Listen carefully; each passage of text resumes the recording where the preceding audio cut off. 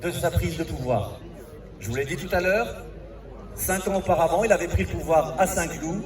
Et pendant les 4 années qui vont suivre, les lieux les plus importants, c'était bien sûr ici, à Malmaison, où l'ensemble des grandes réformes, des grandes créations du consulat avaient pris corps. Que ce soit bien entendu la Légion d'honneur dont je vous ai parlé, le Code civil, mais également les préfets et toutes les discussions importantes de ces grandes créations s'étaient faites en particulier aux Tuileries, mais surtout aussi ici à Malmaison.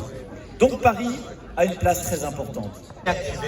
Et donc, vous avez maintenant la cour impériale avec ces dames en tête que vous pouvez applaudir.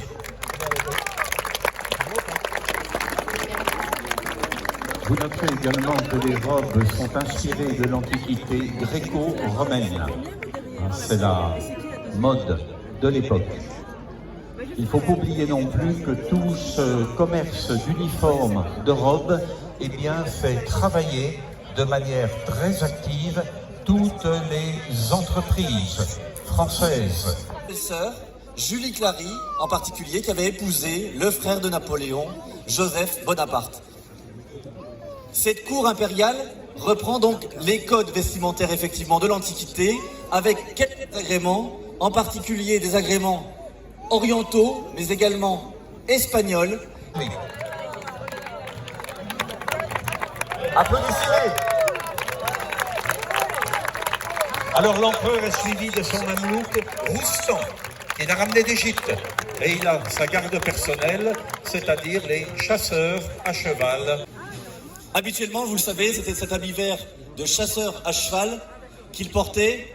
Pourquoi cet habit de colonel? Tout simplement parce que lui-même, qui était devenu général à 24 ans et demi, à l'issue donc du siège de Toulon, il tenait absolument à être parmi ces hommes et le grade de colonel était le plus adapté, semblait-il, véritablement.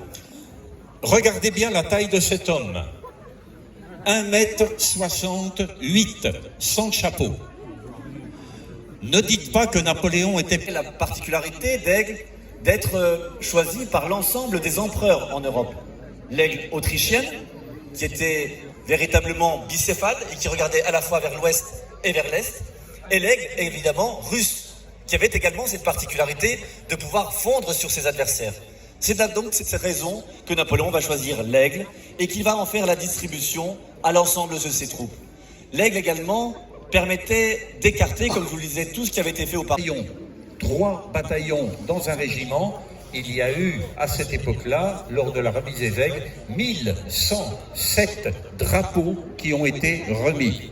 N'ont pas eu leur drapeau ce jour-là la garde nationale et la gendarmerie. Ils l'ont eu après. Et vous voyez que tous les drapeaux, eh bien, sont surmontés de l'aigle, avec sur la partie inférieure ce que l'on appelle le tombeau, où il y a le numéro du régiment. Et il fait le choix d'un emblème personnel qui, vous le savez, sera l'abeille. Pourquoi l'abeille? L'abeille parce que elle est non seulement grande ouvrière, mais elle travaille également pour une reine. Et tout le monde aura compris évidemment que chaque Français, chaque Française doit donc le faire. Son peuple. Vous jurez de sacrifier votre vie pour les défendre et de les maintenir constamment par votre courage sur le chemin de la victoire.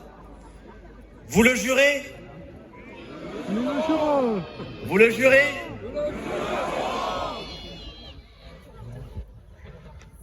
Alors parmi toutes les batailles de l'Empire,